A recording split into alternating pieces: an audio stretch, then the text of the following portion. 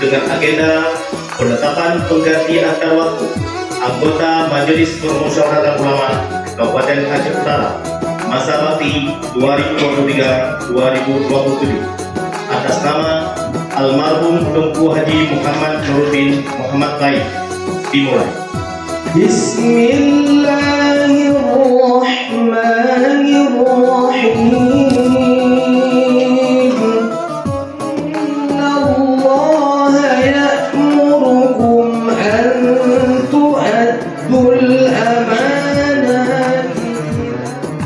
Saya bersumpah bahwa dalam menerima amanah ini tidak pernah menjanjikan memberikan sesuatu kepada siapapun.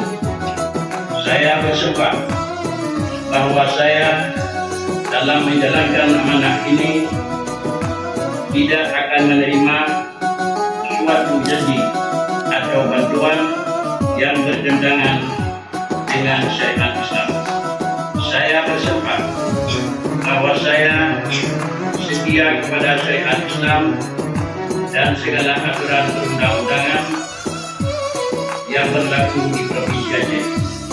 Saya bersumpah bahwa saya akan mentaati dan melaksanakan semua ketentuan yang berlaku dalam Majelis Permusyawaratan Ulama Kabupaten Aceh Utara.